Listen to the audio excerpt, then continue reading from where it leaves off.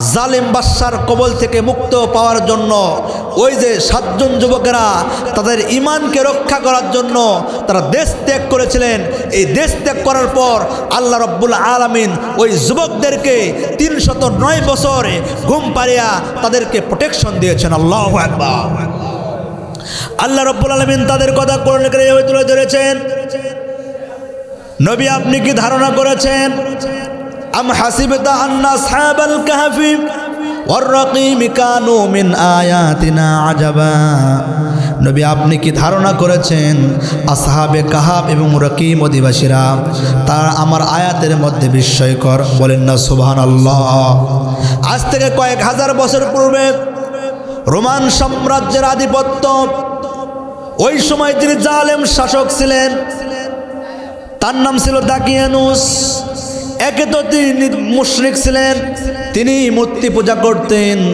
তিনি তার রাষ্ট্রে এমন একটা আইন তৈরি করল, আমার এই রাষ্ট্রে যত জনগণ আছে প্রত্যেককেই মূর্তির সামনে মাথা নত করতে হবে। নাউজুবিল্লাহ। বলেন তো এটা কোনো মুসলমান মেনে নিতে পারে? আওয়াজ দিয়ে মানতে পারে? তখন ওই বাদশা আইন করল, আমার এই দেশে যত জনগণ আছে প্রত্যেককেই মূর্তির সামনে মাথা নত করতে হবে। তার এই আইনটা মানে কি না? তখন তিনি কি করল, ওই বাদশার যে পুলিশ বাহিনী ছিল, পেটুয়া বাহিনী, ওই পুলিশ বাহিনীদেরকে কি করলো, যাও যাও তোমরা পুরো দেশে খোঁজ নাও, যারা আমার এই রায় অনুযায়ী এই মূর্তির সামনে যারা মাথা নত করবে তাদেরকে তোমরা ছেড়ে দিবে, যারা মাথা নত করবে না, আমার এই আইনটা মানবে না, তাদেরকে ধরে নিয়ে আসো, তাদেরকে শাস্তি দেওয়া হবে। এই বাদশার কথা মতো সেনাবাহিনীরা তারা কি করলো, দেশে ছড়িয়ে পড়লো, তন্ন তন্ন করে খুঁজতে লাগলো। খোঁজার পরে সে বাদশা মহোদয়, আপনার রায় অনুযায়ী এই দেশে যত জনগণ আছে প্রত্যেককেই মূর্তির সামনে মাথা নত করে দিয়েছে, প্রত্যেককেই আপনার কথা মতো মূর্তির সামনে মাথা নত করে দিয়েছে, কিন্তু মাত্র 7 জন যুবক তারা বলে আমরা মূর্তিকে মানি না, আমরা মানি এক আল্লাহকে। সুবহানাল্লাহ। আমরা মানি কয় আল্লাহকে? আমরাও মানি এক আল্লাহকে।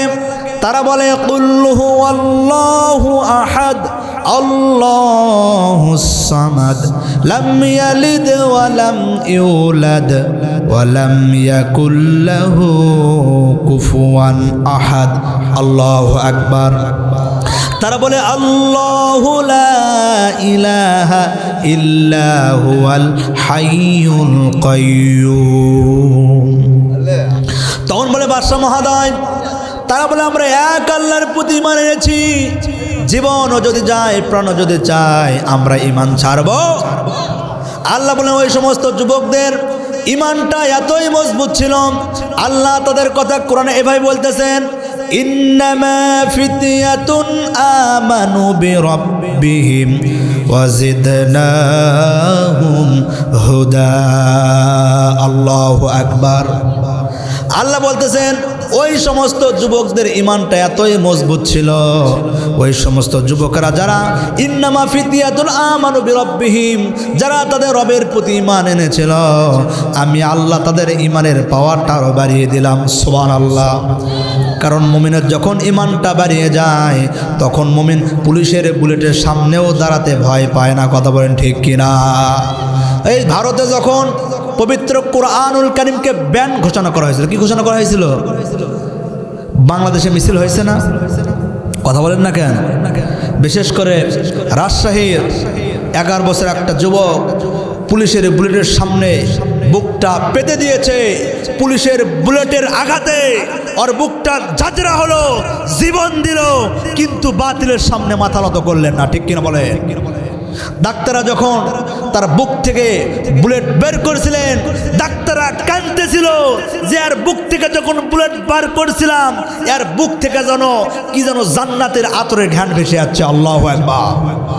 তার মানে আল্লাহ রাস্তায় জীবন দিলে লাভ না লস? কথা বলেন ঠিক না বে ঠিক?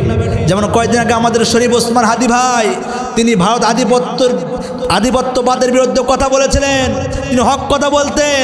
আজ তাকে দুনিয়ার থেকে গুলি করে বিদায় করা হয়েছে, কথা ঠিক না ঠিক? আজও তার আমরা বিচার পাই নাই, কিন্তু বিচার করবেন তিনি কে? কল আযুলমু যুলমাতু ইয়াউমাল কিয়ামা, জুলুম কিয়ামতের ময়দানে অন্ধকার হয়ে দেখা দেবে, কথা ঠিক না ঠিক? বাদশা বলেন যাও যাও, না না না, আমার হুকুমের বাইরে যাওয়া যাবে না, আইনের বাইরে যাওয়া যাবে না, ওই যুবকদেরকে গ্রেফতার করে নিয়ে আসো। যুবকদেরকে যখন গ্রেফতার করে নিয়ে আসা হলো, তখন বাদশা বলেন যুবকেরা রে, তোমরা নওজোয়ান, তোমাদের শরীরে খুব রক্তের তেজ, তোমরা বলেছো, তোমরা বলে আল্লাহর প্রতি ঈমান আনবার, তোমরা বলে মূর্তির সামনে মাথা নত করবা না, কেন, কি জন্য করবা না? বলেন বাদশা তুমি আমাদের কি করবা? আল্লাহু আকবার। তোমরা যুবকেরা তোমরা কি চাও? যুবকেরা বললেন আমরা কার প্রতি ঈমান এনেছি আপনি কি শুনবেন নাকি? যুবকেরা তখন বলল ফাকালু রব্বুনা রব্বুস সামাওয়াতি ওয়াল আরদি লান নাদউয়া মিন দুনিহি ইলাহাল লাকাদ কুলনা ইযান শাতাতা। আল্লাহু আকবার। যুবকেরা বলল ফাকালু, তারা বলল আমরা ওই রবের প্রতি ঈমান এনেছি যিনি আকাশ বানিয়েছেন, যিনি জমিন বানিয়েছেন। এখন বলেন তো আকাশ এবং জমিনের মালিক কে? আমরা ওই আল্লাহ ছাড়া কারো কাছে মাথা নোয়াবো না। তখন বাদশা বলেন ও যুবকেরা তোমরা শুনে নাও, তোমরা যুবক মানুষ, তোমাদের একটু রক্তের তেজ বেশি, তোমরা সহজে কথা মেনে নাও না। এখনো যদি মুরব্বী হতো তাকে শেষ করে দিতাম। যাও যাও যাও, তোমাদেরকে 3 দিন 3 রাত সময় দিলাম। এই 3 দিন 3 রাতে তোমরা কি করো, তোমরা একটু চিন্তা ভাবনা করো। 3 দিন 3 রাতের মধ্যে যদি তোমাদের মতের পরিবর্তন আসে তোমাদেরকে ছেড়ে দেওয়া হবে। আর 3 দিন 3 রাতের মধ্যে যদি তোমাদের মতের পরিবর্তন না আসে তাহলে তোমাদেরকে কি করা হবে? তোমাদেরকে বড় বড় বিশাল বড় বড় ময়দানে হাজার হাজার দর্শকের সামনে তোমাদেরকে ফাঁসি দেওয়া হবে। যুবকেরা যখন বাদশার সম্মুখে থেকে বাড়িতে চলে গেলেন, বাড়িতে যাওয়ার পর ওই যুবকের পিতা মাতা বলে ও সন্তানরা রে, তোরা ঈমান ছেড়ে দে, যে জালেমের জালেম বাদশা তোদেরকে বোধহয় মেরে শেষ করবে। তখন তার সন্তান বলে মা গো মা, তোমরা আমাদের পিতা মাতা হয়ে তোমরা কেমনে শিরকের কথা বলো, আমরা তোমাদেরকেও মানি না। আল্লাহু আকবার। এই জন্য কথা হলো কি, পিতা মাতা যদি মুশরিক হয় তবু পিতা মাতার সাথে খারাপ আচরণ করা যাবে? করা যাবে নাকি? যাবে না। কারণ বাবা মা যদি মুশরিক হয় বাবা মার সাথে খারাপ আচরণ করা যাবে না। আবার বাবা মা যদি আল্লাহর বিরুদ্ধে কোনো শিরক করতে বলে সেই শিরকের কথাও শোনা যাবে না। কথা ঠিক না ব্যাঠি? বাংলাদেশে অনেক দরবার আছে, শিরক আছে না নাই? এই যে আমাদের এই যে কী বলে কুষ্টিয়ার লালন শাহ মাজার, কথা বলেন ঠিক কি না? আমি লালন শাহ মাজারে গেলাম, দেখলাম একজন বলতে হুজুর আসেন দেখেন আমাদের একটা দয়াল বাবা আছে, আসে দেখে যান 1 নম্বর বাবা। আমি বলেন চলুন তো কেমন বাবা একটু দেখে আসি। যা দেখে পুরাটা ল্যাংটা, আছে না নাই? বলে হুজুর জানে আমার বাবার ভিতরে মাল আছে। তাই আমি বললাম ভণ্ড, এরকম পুরাতন মাল বহুত দেখেছি, নতুন মাল দেখা কথা ঠিক না ব্যাঠি? কারণ এরকম ভণ্ডের যুগ বাংলাদেশ থাকবে না। আর অনেকেই বলে যে হুজুর আপনাদের শরীয়তের কিতাবে গাঁজা খাওয়া জায়েজ নাই, কিন্তু আমাদের মারিফতের কিতাবে গাঁজা খাওয়া জায়েজ আছে। বলে কেমনে মারিফতের কিতাবে গাঁজা খাওয়া জায়েজ? গাইন জবর গা, জাল জবর যা, গাঁজা খা জবর খা, গাঁজা খা। আমি বলে এই শুয়েরা, এই শয়তানেরা, আল্লাহ যদি গাইন জোর গা, জাল গাঁজা খা জোর খা, গাঁজা খা এটাও দেয়, আল্লাহ তো এটাও তার পাশে লিখতেও পারে গাইন অপেশ গু, খা জবর খা, গু খা। কথা বলে ঠিক না ব্যাঠি? আমার ভাইয়েরা খেয়াল করে শুনবেন, কারণ যখন বেঈমানদের নির্যাতন বেড়ে যায়, আল্লাহর হাবিব সাল্লাল্লাহু আলাইহি সাল্লামের বয়স যখন 10 বছর বয়স, আল্লাহর হাবিবকে আলামিন বলে ডাকতো। আল্লাহর হাবিবের বয়স যখন 20 বছর ছিল বিশ্বনবী, তখনও তাকে আলামিন বলে ডাকতো। আল্লাহর হাবিবের বয়স যখন 30 বছর বয়স ছিল তখনও কিন্তু তাকে আলামিন বলে ডাকতো। যখন আল্লাহর হাবিবের বয়স যখন 40 বছর হলো তখন বিশ্বনবীর নাম আর আলামিন থাকলো না। আল্লাহর হাবিবকে তখন বলল, তারা যখন কোরআন নাজিল হলো, ওহী নাজিল হলো, আল্লাহ রসুল যখন কোরআন দ্বারা সমাজ পরিচালিত করতে চালেন, তখন মক্কার মুশরিকরা তাকে বলল জাদুকর। ঠিক কিনা? কারণ মানুষের মাঝে যখন বিচার করব, দুনিয়ার কি দিয়ে বিচার করতে হবে, আল্লাহ পাক তার নবীকে বলছেন ওয়া ইযা হাকামতুম বাইনান নাসি আন তাহকুমু বিল আদল। জোরে বলেন আল্লাহু আকবার। নবী, আপনি যখন মানুষের মাঝে বিচার করবেন, আপনি বিচারটা ন্যায় বিচার করবেন। সুবহানাল্লাহ। আপনি যখন বিচার করবেন, কি দিয়ে বিচার করবেন? দুনিয়ার কারো কাছে যাওয়ার কোনো দরকার নেই। আপনি যখন মানুষের মাঝে বিচার করবেন, আমি আল্লাহ রাব্বুল আলামিন আপনার ওপর একটা কোরআনুল কারীম নাজিল করেছি। এই মানুষের মাঝে যখন আপনি বিচার করবেন, এই কোরআনুল কারীম দ্বারা মানুষের মাঝে বিচার করবেন। সুবহানাল্লাহ। দেখা যায় মসজিদে, মাদ্রাসায়, কোরআন কারীম মসজিদে আছে, মাদ্রাসায় আছে, আছে না নাই? আজ এই কোরআন কারীম মাদ্রাসার পাশাপাশি, মসজিদের পাশাপাশি এই কোরআনের আইন দ্বারা যদি আমরা বাংলাদেশকে সাজাতাম, আমাদের বাংলাদেশ অন্য অন্য রাষ্ট্রকে পিছিয়ে ফেলে আমার বাংলাদেশ ইনশাআল্লাহ মালয়েশিয়ার চাইতে বড় দেশ হতো। কথা বলেন ঠিক কিনা?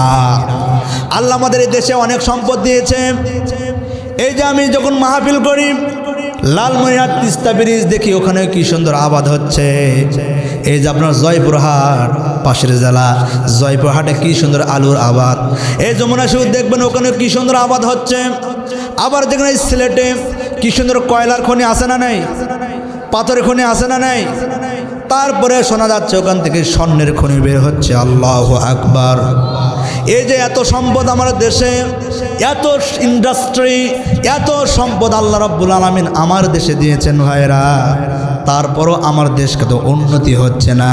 তবে একজন উত্তর দিচ্ছে, হুজুর আমার দেশে কয়লার খনিও যেমন বেশি, আমার দেশে গ্যাসের খনিও যেমন বেশি, পাথরের খনিও যেমন বেশি, আমার দেশে সোরের খনিও তার চেয়েও বেশি। ঠিক কিনা? আজকে দেশ একটা কৃষকের টাকায় চলে। এ কথা বলেন না কে? আমরা যে কোনো নেতাকে ভোট যখন দেই, আমরা কি গম চুরি করার জন্য ভোট দেই? কথা বলেন না কে? আমরা কি চাউল চুরি করার জন্য ভোট দেই? আমরা কি অন্যায় করার জন্য ভোট দেই? আজকে আমার গরিব অসহায়রা কেন কম্বল পাবে না? দেখা যায় নেতারা যখন ভোটে দাঁড়ায়, নেতাদের চরিত্র পাল্টে যায়। এমন চরিত্র মাথায় টুপি লাগায়, পায়ে পাঞ্জাবি পরে, নেতা যখন মাই করে নিয়ে ভোট কালেকশন করতে যায়, যখন রাস্তার ভিক্ষুক যায়, তখন বলে এই কর্মী দাঁড়া, ভিক্ষুক আসসালামু আলাইকুম। তখন কর্মী বলতেছে নেতা তো ভিক্ষুক। আরে ভিক্ষুক যা হয় হোক, ভোটের সময় ভিক্ষুকও যা আমও দেয়। কথা কন ঠিক না ব্যাটি? এই ভোটের সময় নেতাদের চরিত্র থাকে, ভোট পরে এই চরিত্র থাকে ভাই। এমন নেতা আছে যে ভোটের সময় আসলে নেতা এক আসরের নামাজ 4 বার পড়ে। কতক্ষণ ঠিক কিনা? কর্মী বলছেন, নেতা সাহেব আপনি 4 বার নামাজ পড়লেন কেন? বললেন 4 বার নামাজ এই জন্য পড়লাম, জানোস না ভোটের সময় 4 বার নামাজ পড়াও জায়েজ আছে না নাই? আরে যুবকরা তো খালি মাথা গরম। কতক্ষণ ঠিক কিনা? এই জন্য সন্তানদেরকে ইসলামের পথে নিয়ে আসতে হবে, কোরআন সুন্নাহয় আলোকিত করতে হবে ঘরটাকে। কতক্ষণ ঠিক না ব্যাটে? আজকে আমাদের সন্তানেরা, ছেলে মেয়েরা মোবাইল পায়া তাদের ইমানটা নষ্ট হয়ে গেছে। কতক্ষণ ঠিক কিনা? ওই সারাদিন মোবাইল ছাড়া কিচ্ছু বোঝে না। এরকম আছে না নাই? কারণ দেশে মোবাইল এসে ছেলে মেয়ে সবাই খালি মোবাইল টিপে। একটা এই মোবাইল পায়া যুবকেরা শেষ। কতক্ষণ ঠিক না ব্যাটি? ও দেশে মোবাইল আইছে, চিঠি বন্ধ হয়ে আছে, দিওয়ানা বানাইছে, পোলা মায়ার মনের কথা ভাসে বাতাসে। বলবো কথা কয় না? বলবো। ও দেশে মোবাইল আইছে, চিঠি বন্ধ হয়ে আছে, দিওয়ানা বানাইছে, পোলা মায়ার মনের কথা ভাসে বাতাসে। দেখো পোলা পানের মন বাদা ফেসবুকে এখন, দেখো পোলা পানের মন বাদা ফেসবুকে এখন, মোবাইলে চ্যাটিং কইরা কাটায় সারাক্ষণ। ঠিক কিনা? এই মোবাইল পাইয়া দেখো মদনের মাইয়া, এই মোবাইল পাইয়া দেখো মদনের মাইয়া, কি কাণ্ড ঘটাইছে, স্বামীর সংসার রাইখা নাকি পালাইয়া গেছে। কথা বলেন। স্বামীর সংসার আইখা নাকি পালাইয়া গেছে, ওদেশে মোবাইল আইছে, চিঠি বন্ধ হয়ে আছে, দিওয়ানা বানাইছে, পোলা মায়ার মনের কথা ভাসে বাতাসে। দেখো পোলা পানের মন বাদা ফেসবুকে এখন, দেখো পোলা পানের মন বাদা ফেসবুকে এখন, মোবাইলে সেটিং কইরা কাটাই সারাক্ষণ। কথা বলেন, ওদেশে টিকটক আসিয়া আছে না নাই? আয় যুবকরা আওয়াজ দেয়, আছে না নাই? ওদেশে টিকটক আসিয়া সব গেল ভাসিয়া, সিদ্দিক সোরা নায়ক হয়েছে আইডি খুলিয়া। কথা বলেন, এই মোবাইলে হাই কি জাদু আছে ভাই, এই মোবাইলে হাই কি জাদু আছে ভাই, পোলা পান বুঝাছে, পড়ালেখা তুইলা রাখছে সপ্তম আকাশে। এ যুবকরা আওয়াজ দেয় নাকি? পড়ালেখা তুইলা রাখছে সপ্তম আকাশে, ঠিক কিনা? ও দেশে মোবাইল আইছে, চিঠি বন্ধ হয়ে আছে, দিওয়ানা বানাইছে, পোলা মায়ার মনের কথা ভাসে বাতাসে, ঠিক কিনা? যুবকেরা খেপে গেছে, হুজুর ঠিক এবারটা, মুরব্বী করছে হুজুর এবার ঠিক ঠিক মানে কাম হয়েছে, গজল ঠিক হয়েছে। কথা ঠিক না বা ঠিক? যুবক মোবাইলে সব শেষ। আরে মোবাইল টিপো কেন? তুমি কোরআনের সুন্নায় জীবনটাকে আলোকিত করা। কথা কন ঠিক না ব্যাঠি? ওই এক লোক বলে কি যায় দাঁড়ান কথা বলে কেন? এক লোক খেজুর গাছে উঠছে। কোথায় উঠছে? খেজুর গাছে ঠিকই উঠছে, কিন্তু নামতে পারতেছে না। খেজুর গাছ থেকে কি করতে পারতেছে না? নামতে পারতেছে না। ওই পুরো গ্রামে চিল্লাচিল্লি করে বাঁচাও বাঁচাও বাঁচাও, এরকম আসে না নাই? বাঁচাও বাঁচাও চিল্লাচিল্লি ঘোষ শুরু করছে, মানুষের সবাই আসছে। তো কারো মাথায় কোনো বুদ্ধি আসে না, তো কীভাবে এক খেজুর গাছটা নামান যায়। তো ওই গ্রামে একটা খালাসি বসবাস করতে, কি করতো? যে খালাসি ডাকলেন, খালাসি করলেন, অনেক চিন্তা ভাবনা করার পরে কী করলেন, একটা দড়ি নিয়ে আসো। দড়ি কী করলেন? ফাঁস দিলেন। ফাঁস দেওয়া উপর ছাড় দিলেন। এই দড়িটা কী করে কোমর ভালো করে বান্ধে, বেল্ট বান্ধিক মানুষ দেখো দে টান দে, যে কিছু টান দে উপর থেকে পরে একবারে শিখি হয়েছে, একবার আহত হয়ে গেছে। তো মানুষে বললো হুজুর, মানুষে বললেন কে? খালাসি মশাই আপনি কি করলেন? এ তো মারা গেছে। তখন খালাসি বললেন এই পদ্ধতিতে বহু মানুষকে আমি কুয়ার থেকে ওপরে তুলেছি।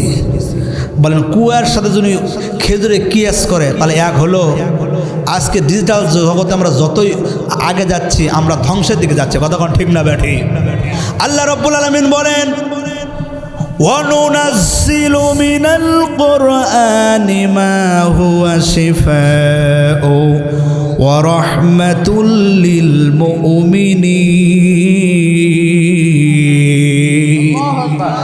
আল্লাহ রাব্বুল আলামিন বলেন ওয়ানুনাজ্জিলু মিনাল কোরআন, আমি আল্লাহ এই কোরআন নাজিল করেছি, মা হুয়া শিফাউন, এটাকে বানিয়েছি আরোগ্যতা ঔষধ, রহমাতুল লিল মুমিনিন, মুমিনদের জন্য রহমত করেছি। সুবহানাল্লাহ।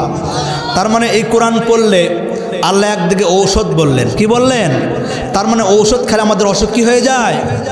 এই কোরআনুল কারীম এমন একটি কিতাব, এমন একটি মহাগ্রন্থ যেটা দেহের রোগ সারায়, যেটা রোহের রোগ সারায়। বলেন না সুবহানাল্লাহ। আল্লাহ নবী বলেন মানুষ যখন দুনিয়াতে আছে প্রত্যেকটা মানুষ গুনাহ করে।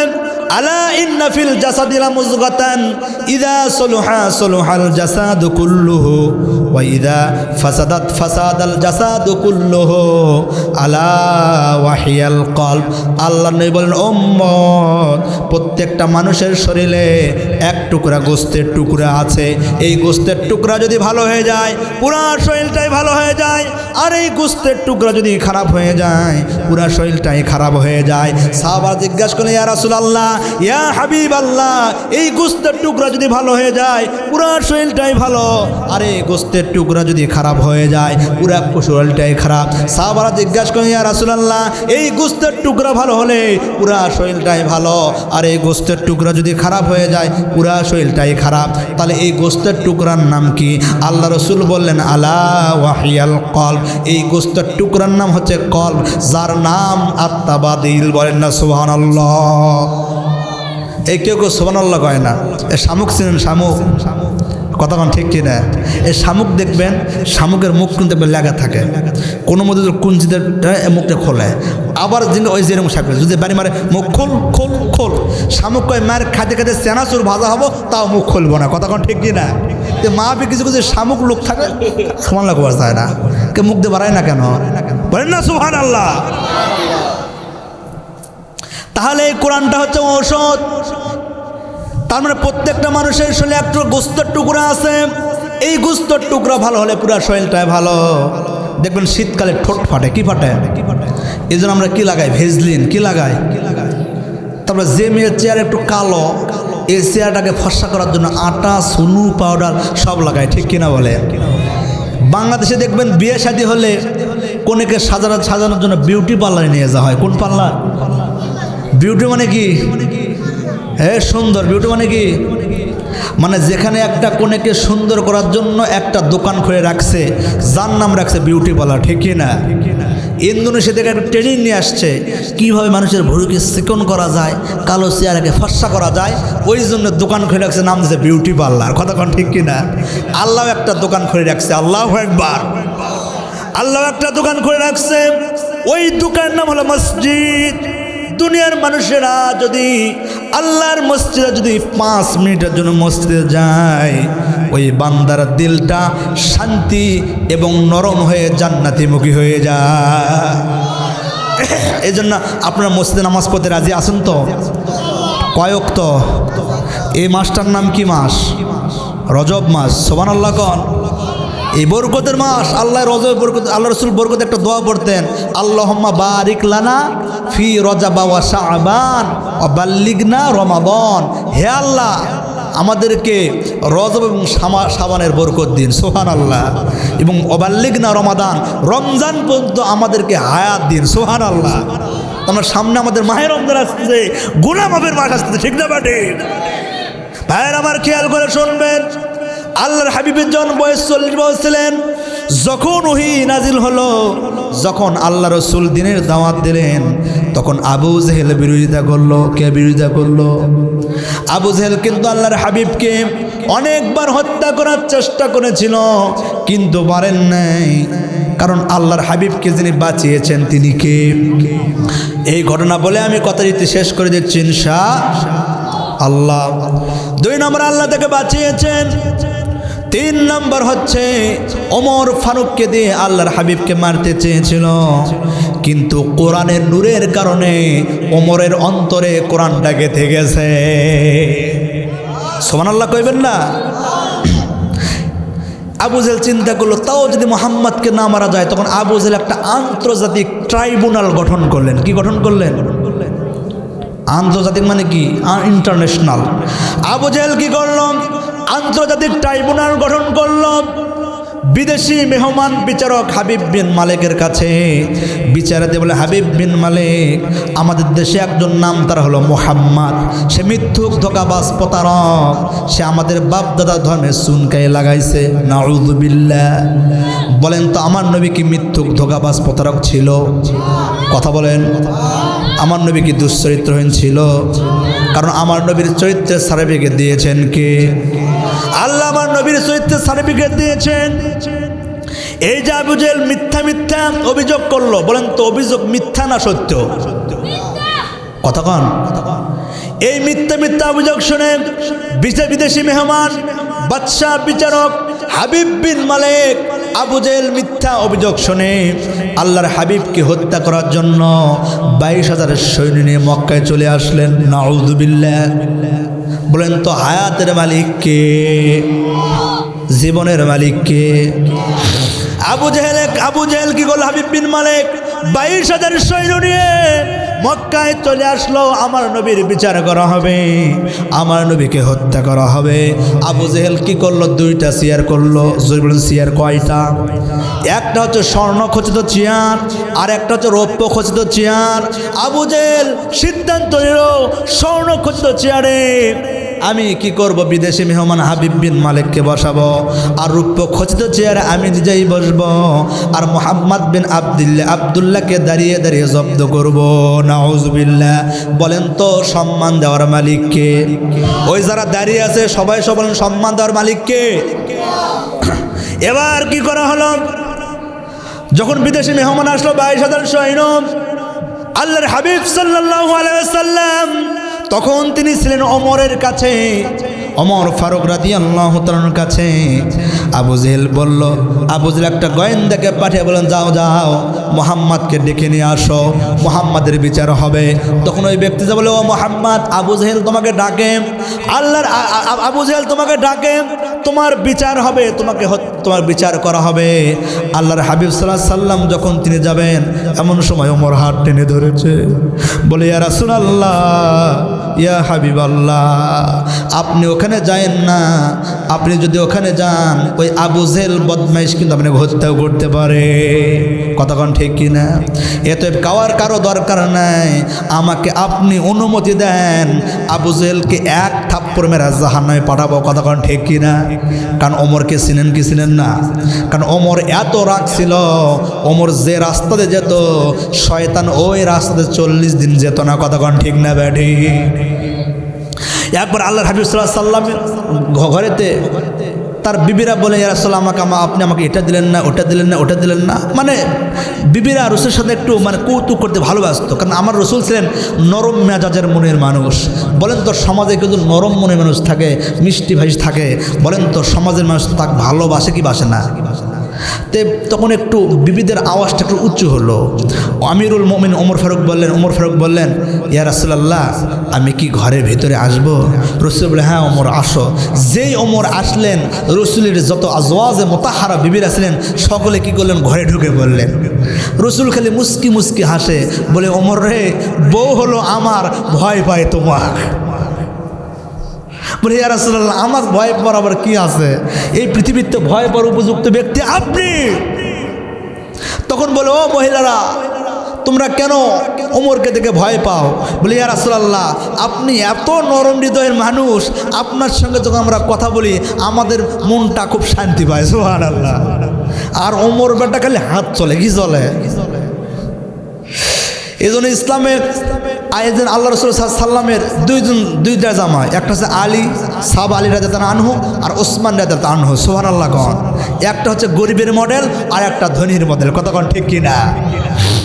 এবার কি করা হলো, আল্লাহর হাবিব সাল্লাল্লাহু আলাইহি সাল্লাম যখন যাবেন, আল্লাহর নবী বললেন, আল্লাহর হাবিব বলেন, ওমর আমাকে ছেড়ে দাও।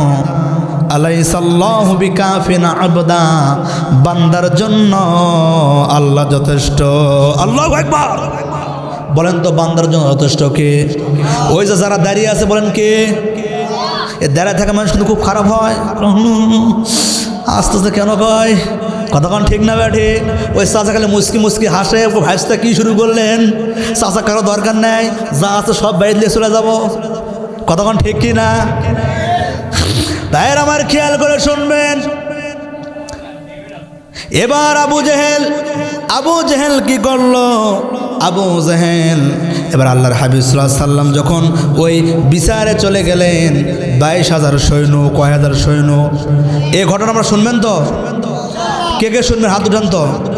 লিল্লাহি তাকবীর, নারায়ে তাকবীর। হাত নামান। এবার আবু জেহেল কি করলেন? ওখানে চলে গেলেন। আল্লাহর হাবিব সাল্লাল্লাহু আলাইহি সাল্লাম ওই আবু জেহেলের মিটিংয়ে চলে গেলেন। 22,000 সৈন্য। যখন হাবিব বিন মালিক দূর থেকে আল্লাহর হাবিবের চেহারাটা দেখেছে, দেখার সঙ্গে সঙ্গে আল্লাহর হাবিবের চেহারার নূর মুবারক বিদেশি মেহমান হাবিব বিন মালিকের অন্তরে গেঁথে গেছে। সুবহানাল্লাহ।